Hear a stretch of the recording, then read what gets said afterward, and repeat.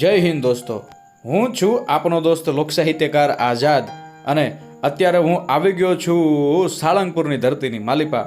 જી હા દોસ્તો, આ દ્રશ્ય તમે જોઈ રહ્યા છો ને? હા, BAPS એટલે કે જે સંસ્થા જે છે મારા વાલા પ્રમુખ સ્વામી મહારાજ અને શાસ્ત્રીજી મહારાજ જે છે એ પોતે પોતાના જીવનકાળ દરમિયાન જે ઘણી બધી વસ્તુઓ પોતે પોતાના ઉપયોગમાં લેતા હતા, એ ઘણી બધી વસ્તુઓ જે છે એ આ જગ્યાએ પ્રસાદી રૂપે આપણને દર્શન આપે છે. મતલબ કે એ બધી જગ્યાએ આ બધી જે વસ્તુઓ જે છે એ અહીંયા પ્રદર્શિત છે.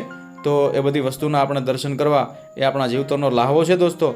પ્રમુખ સ્વામી મહારાજ અને શાસ્ત્રીજી મહારાજના જીવન સાથે જોડાયેલી ઘણી બધી સ્મૃતિઓ આ જગ્યાએ મોજૂદ છે. તો અત્યારે હું તમને કહું દોસ્તો કે પ્રમુખ સ્વામી મહારાજની જે સ્મૃતિ મંદિર છે પ્રમુખ સ્વામી મહારાજનું, એ મંદિરની બરાબર સામે એમ કહેવાય કે હરિમંદિર છે. હરિમંદિરના બરાબર નીચેની ભાગે આ સ્મૃતિઓ આપણને વાગોળવા મળી જશે. તમે જોઈ શકો છો દોસ્તો, બ્રહ્મ સ્વરૂપ શાસ્ત્રીજી મહારાજ એમની વિશાળ ચિત્ર પ્રતિમા આ કક્ષની માલિપા મોજૂદ છે.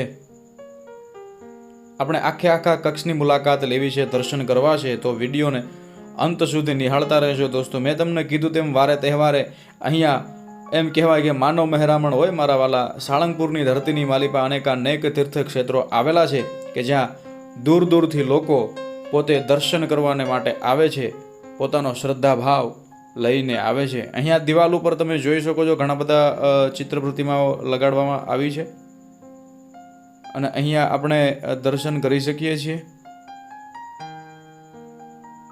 સદગુરુ શ્રી ગુણાતીતાનંદ સ્વામીજીના અહીંયા આપણે દર્શન કરીએ દોસ્તો.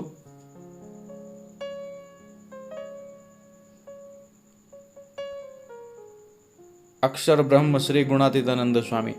તેમજ અહીંયા શાસ્ત્રીજી મહારાજના જીવન સાથે જોડાયેલી ઘણી બધી વાતો આપણને જાણવા મળે દોસ્તો. અને એમને જે પોતાના જીવનકાળ દરમિયાન વપરાશમાં લીધેલી વસ્તુઓ હોય એ ઘણી બધી વસ્તુઓ અહીંયા દર્શન માટે રાખવામાં આવી છે. તમે જોઈ શકો છો પરમ પૂજ્ય શાસ્ત્રીજી મહારાજની પ્રસાદીની વસ્તુઓ. વાહ ભાઈ વાહ. બાજુમાં એક પાલખી છે દોસ્તો, તમે જોઈ શકો છો, દર્શન કરી શકો છો. આ પાલખી જે છે બ્રહ્મ સ્વરૂપ શાસ્ત્રીજી મહારાજના દિવ્ય દેહને આ વિમાનમાં બિરાજમાન કરી અગ્નિ સંસ્કાર કરવા લઈ ગયા હતા દોસ્તો. આ દર્શન તમે કરી શકો છો. આ પાલખી, આ વિમાન અને એની બરાબર બાજુમાં તમે જોઈ શકો છો પ્રમુખ સ્વામી મહારાજના દિવ્ય દેહને આ પાલખી એટલે કે આ વિમાનમાં બેસાડી અને અગ્નિ સંસ્કાર કરવા માટે લઈ ગયા હતો દોસ્તો. તો આ પાલખીના પણ આપણે દર્શન કરી શકીએ છીએ.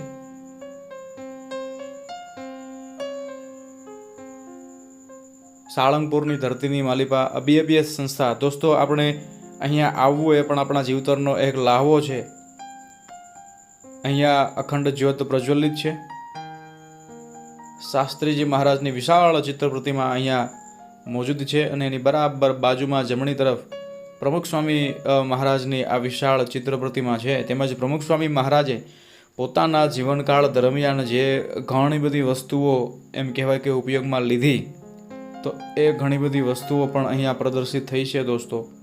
એ પણ તમે દર્શન કરી શકો છો.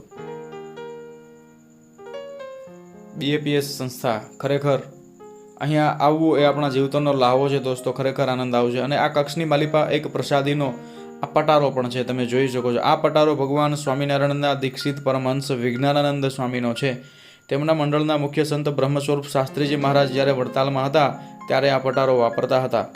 તે પ્રસાદીનો છે દોસ્તો. આ પ્રસાદીનો પટારો જે છે એ પણ આપણને અહીંયા નજરે પડે છે અને આપણને દર્શન આપે છે. અને બાજુમાં એક મોડેલ મતલબ કે જ્યારે અહીંયા સૌપ્રથમ આવું એક મકાન રહ્યું હશે, સૌથી પહેલાં આ એક મકાન હતું, એ તમે જોઈ શકો છો દોસ્તો.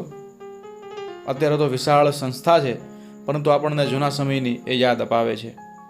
આખા કક્ષની માલિપા એટલી શાંતિ પ્રવર્તે છે.